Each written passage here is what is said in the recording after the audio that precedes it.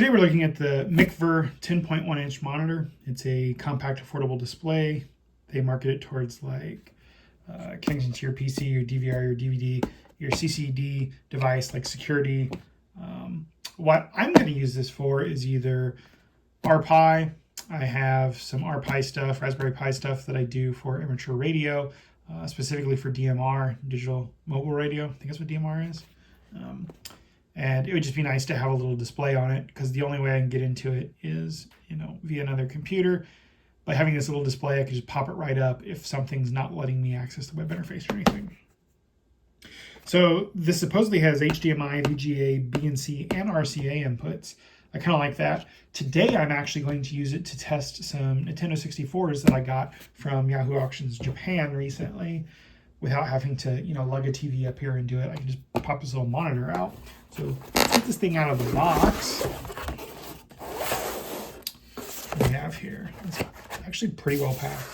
I've bought smaller versions of these off of like AliExpress and Temu, and they don't really come packed very well. I'm actually going to keep this packing so it can sit in here when I'm not using it. Oh yeah, if this is anything like the smaller ones I have, this is going to be very nice. Let's see here. What all do we have? We have a wall wart. We have, it looks like an HDMI cable. We're not going to use that. We will take this base. That's interesting. It does come with, it appears, that was folded like that in transit. I would assume you peel that off and it's a sticky so you can stick it to something. I'm not going to mess with that. And then this looks like some kind of base or attachment or something. I'm not sure. Oh, so we take this apart. Presumably we remove this. That brings this apart. So we take that apart. So I'll show you real quick here. So you take the one side off and then you put it on like this. And then we come in with the other piece and turn it around. Line them up, if I can line them up. I'm doing this at an angle, so it's kind of difficult. There we go. And then I find where I put that, and we just put that back on. And we tighten that down, and then now we can attach that to the monitor itself. And then you get this in the angle you want. Okay, something else I want to show you. So this wheel here loosens and tightens the thing that goes in here, the little bar insert, and then you can tighten it down. I will say this screen is really shiny. As you can tell, you can see my phone in the reflection, especially as the light adjusts. You can also see me wearing my microphone on my hat. I picked that up off of a TikToker. It seems to work all right when I'm not on camera. So I see the BNC. I see a USB, probably for some kind of programming maybe. We get the RCA, the HDMI, and then the VGA and the power.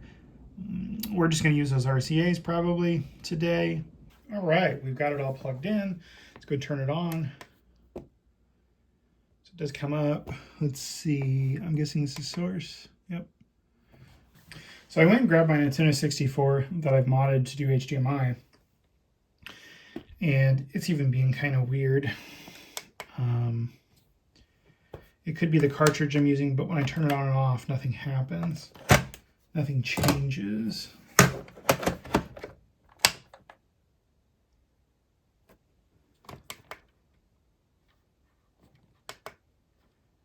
So I kind of wonder here. Let's turn it off, turn it back on. Yeah, that's all it wants to do.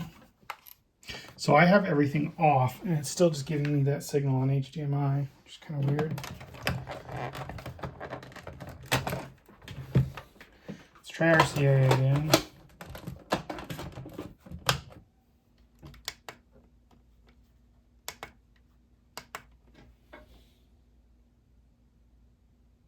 Now it won't even go off of that screen. Curious. So that leads me to believe there's something wrong with the display itself. Well, now it still doesn't get a signal from AV. So I think this thing's just going to be highly selective. I just tested this one on the TV. It works fine. For whatever reason, the HDMI signal is just not really working there. I'm going to move this up to the table here.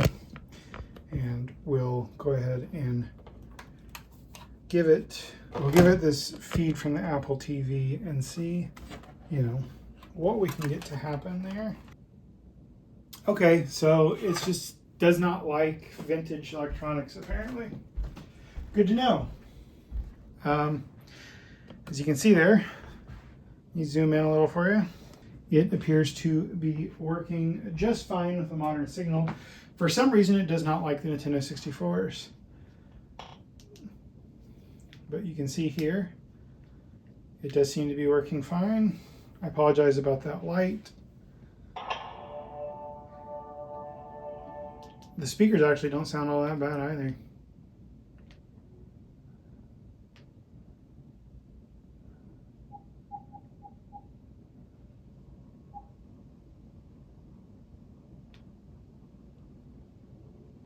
So we'll play one of my videos here real fast.